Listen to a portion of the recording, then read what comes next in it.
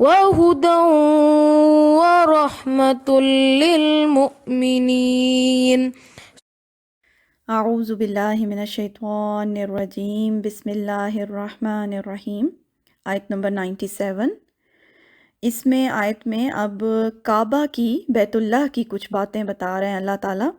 جیسا کہ پچھلی آیت میں ہم نے پڑھا نا کہ کعبہ باعث برکت ہے، باعث ہدایت ہے جہان والوں کے لیے۔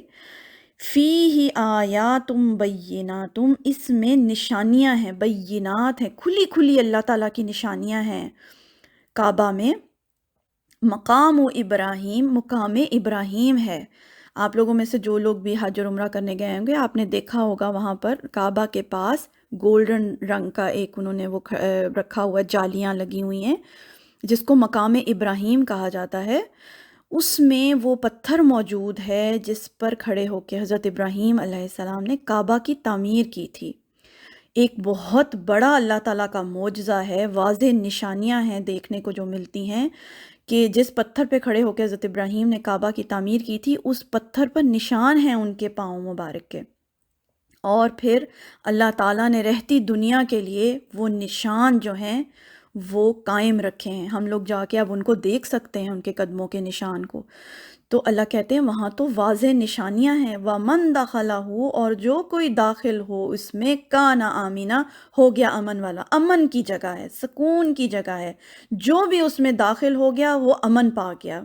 اور یہ نبوت سے پہلے کا بھی واقعہ ہے کہ قریش کے جو لوگ تھے وہ، آپ کو پتہ ہے سورہ قریش کے اندر آتا ہے کہ قریش کو جب وہ قافلے لے کے قریش والے جایا کرتے تھے، کوئی نہیں ان کو لوٹتا تھا، ان کو بڑی عزت کی نگاہ سے دیکھا جاتا تھا، سکون کے ساتھ بنا کسی خوف اور ڈر کے یہ لوگ قافلے لے کے جایا کرتے تھے۔ کیوں؟ کیونکہ کعبہ کے متولی تھے۔ لوگ اتنی رسپیکٹ کرتے تھے ان کے کہ یہ کعبہ کے دیکھ بھال کرنے والے لوگ ہیں، کیونکہ پوری دنیا سے لوگ تب بھی کعبہ میں حج اور عمرہ کرنے آیا کرتے تھے۔ تو یہ لوگ کعبہ کے متولی تھے، اور کہا جاتا ہے کہ اتنی جنگجو قسم کی قوم تھی، غسیلی قوم تھی یہ، لیکن جو کوئی کعبہ میں داخل ہو جاتا تھا امن پا جاتا تھا۔ کعبہ میں تو کہتے تھے اگر باپ کے بھی قاتل کو وہ دیکھتے تھے نا تو اس پر تلوار نہیں اٹھاتے تھے، اتنی رسپیکٹ کرتے تھے یہ لوگ کعبہ کی، تب بھی نبوت سے پہلے بھی، اور اب تو آپ سب ایکسپیرینس کر چکے ہوں گے، جو کوئی وہاں جاتا ہے امن پا جاتا ہے۔ یہ کیفیت ہر کوئی ہی بیان کرتا ہے کہ جب ہم کعبہ کو دیکھتے ہیں جو سکون اور امن کی کیفیت ہوتی ہے وہ اور کہیں پر بھی نہیں ملتی۔ تو اللہ کہتے ہیں اس میں تو کھلی نشانیاں ہیں اور امن کی جگہ ہے۔ وَلِلَّهِ عَلَى النَّاسِ، بہت غور سے سننے والی بات ہے، اللہ کا حق ہے لوگوں کے اوپر۔ کیا حق ہے؟ حج البیتی، حج کرنا بیت اللہ کا، یہ اللہ کا حق ہے ہم سب لوگوں پر کہ ہم بیت اللہ کا حج کریں۔ بہت غور سے سننے والی بات ہے۔ من استطاع الیہ سبیلا، جو کوئی استطاعت رکھتا ہو اس کی طرف جانے کی، یہ حق ہے ہم پر اللہ کا کہ ہمیں مسٹ بیت اللہ کا حج کرنا ہے۔ حج تو ویسے ہی فرض ہے۔ فرض کس پر ہے؟ جو کوئی استطاعت رکھتا ہو، یعنی اتنا اس کے پاس مال پیسے ہوں کہ وہ سفر کر سکے اور جا کر وہاں پر بیت اللہ کا حج ادا کر سکے۔ اگر اس کے پاس اتنے پیسے ہیں، اور اتنے پیسے ہیں کہ پیچھے جو اپنے بال بچے وہ چھوڑ کر جائے وہ آسانی سے پیچھے گزارا کر سکیں، اگر اتنے پیسے ہیں تو پھر آپ صاحب استطاعت ہیں اور آپ پر حق ہو جاتا ہے پھر اللہ کا کہ آپ بیت اللہ کا حج کرنے کے لیے جائیں۔ اس میں کبھی بھی تاخیر نہیں کرنی چاہیے۔ کیوں؟ وَمَن کَفَرَ، اور جو کوئی کفر کرے، یاد رکھیے کفر کا لفظ یہاں استعمال ہوا ہے کہ جو کوئی کفر کرے، یعنی جو استطاعت کے باوجود نہ جائے وہ در حقیقت کفر کر رہا ہے۔